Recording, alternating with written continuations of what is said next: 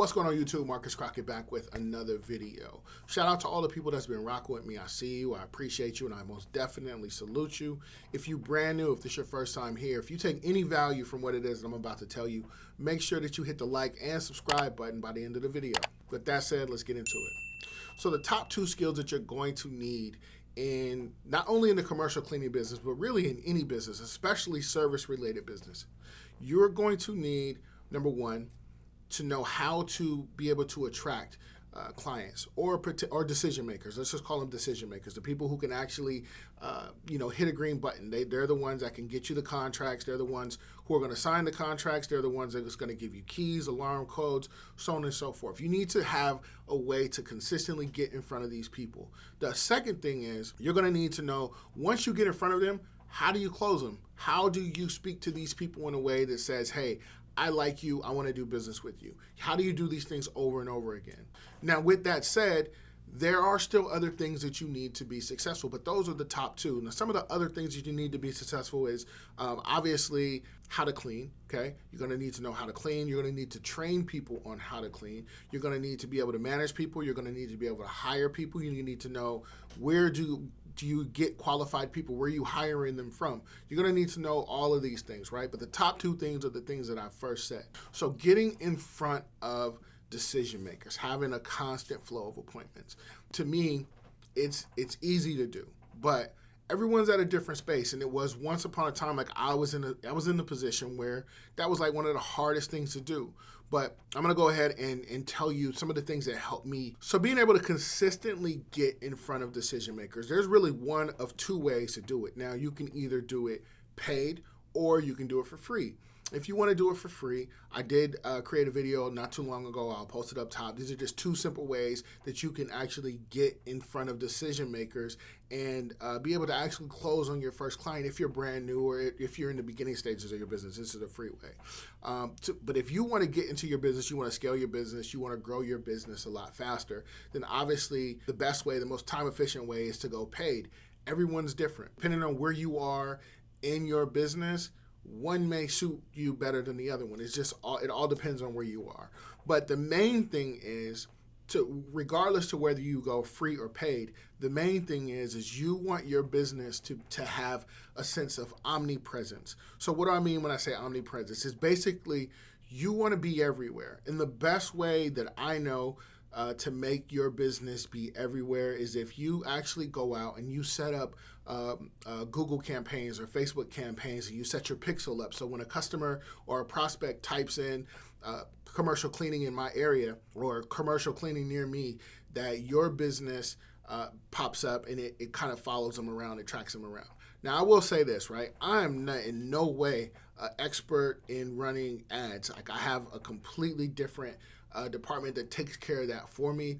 I've never been good at ads. I didn't grow my business based off of doing ads. But this is a way for you to become omnipresent. With your business, your logo, your name, it's everywhere. It's always popping up. It's following customers around. This is one of the best ways that I know how to do that. What has worked for me in my company? We run a lot of email campaigns. We run tons and tons and tons of email campaigns. This is actually something that I'm going to show people how to run, how to set up. When I release this course, it's coming out here real soon. I'm going to show people how to actually set up and run their own email campaigns. We're going to throw templates in there, everything. Like it's going to be a complete plug and play system so that you'll be able to take the success that I had and apply it to your business so you can be successful as well. Another way that you are consistently on the minds of prospects and on the minds of customers is through actually doing cold calling. Now, I don't have time to do cold calling. Cold calling was something that I did in the beginning. I used to have a job years ago where I was doing cold calling. So it was never one of those types of things where I was afraid to do. But in all reality, cold calling is really time consuming, which is why I have my own lead generation department, and they specialize in the cold calling portion of the business. So we get a lot of business through emails and also through the cold calling part. And when I turn the ads back on, the ads will start bringing in more money too. Another way that we actually get in front of these people is through Google My Business. They will find us through Google My Business. Then that leans more towards the free side because it is free. But we do get a decent amount of customers that find us through Google My Business. But the main thing is just being able to get in front of people who can actually say yes. Now, once you get in front of these people, let's say you finally get your first walkthrough, you finally get your first appointment, and you're there and you're walking around with them and you're asking them certain key questions and they're answering those questions. Let me tell you a secret. Like, one of the things that it took me a while to realize was, first off, being the best is subjective, right? Because there's always someone's best here may not be like what's the best to me may not be the best to this person, right? So you don't have to go into these situations trying to convince the prospect that you are the best, that your company is the best company. You don't have to be the best. Here's what I found out. In order for you to be able to secure more contracts and to grow your business, to grow your bottom line, is not by convincing the prospect that you're the best.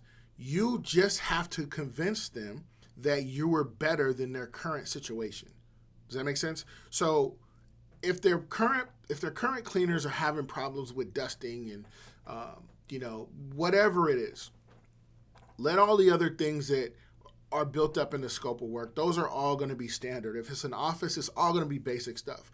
They're going to have bathrooms. They're going to have, you're going to mop and vacuum all the floors. You're going to take out the trash. You're going to take out the recycle. You're going to clean all the flat surfaces. You're going to do your high dusting and your low dusting and your corner vacuum. You're going to build up your scope of work, right? And whatever it is that their current issue is with the cleaning company that they have, you just have to be able to emphasize it, that area will be the highest concern for us moving forward, and then just build off of that. So it's not a matter of you saying that you're the best, because anyone can say whatever they want. It's a matter of you being able to go in, present yourself to the customer in a way that the customer understands exactly what it is that you're saying, and you understand what they're saying and where they're coming from, educating the customer on why certain things aren't getting done, and then being able to demonstrate before and after you sign the contract. Now, the reason why I say before and after is obviously you got to show like, hey, I understand what you're saying. Once you sign the contract, demonstrate over and over and over and over again that your complaints were valid and we're taking care of all of those complaints. And then once you go through a period of that, maybe it's 30 days, 60 days, 90 days, whatever that period is, then your customer, you could be a little bit more comfortable with asking that customer for referrals, right? And this is how you build your business over and over again. And this is the reason why those first two things are the main things. If you just said, you know what, I don't want to have a cleaning business where I'm responsible for the hiring, the training, putting together standard operating procedures, making payroll. Like, I don't want to have any of those things. If you just took those first two things that I talk about, customer acquisition and then being able to close a customer, you can build a business just based solely on that, right? You can just say, this is what I have, this is what I do. Now let me go out and find other cleaning companies who are struggling in this area. They can bring me in on a monthly basis, on a quarterly basis, however it is that you decide to structure it. They could bring you in, and then they could pay you as a contractor for you to go out and do exactly what I just said. Acquire new customers, close new customers, and then they'll give you a piece off the top. However it is that you want to do it. But those two things alone will typically dictate on which direction a cleaning company is going to go, whether you're going to be successful or whether you're not going to be successful. But guys, I'm about to go ahead and hop off of here. If you've been here this long, I definitely appreciate you. Thank you. Guys, in the game of business, spectators are going to watch, but hustlers are going to get into the game so they can win. I'm always dropping jewels. Just make sure you're in position to pick them up. You do that by liking, commenting, and subscribing. Once again, my name is Marcus Crockett. I'll catch you in the next one. Peace.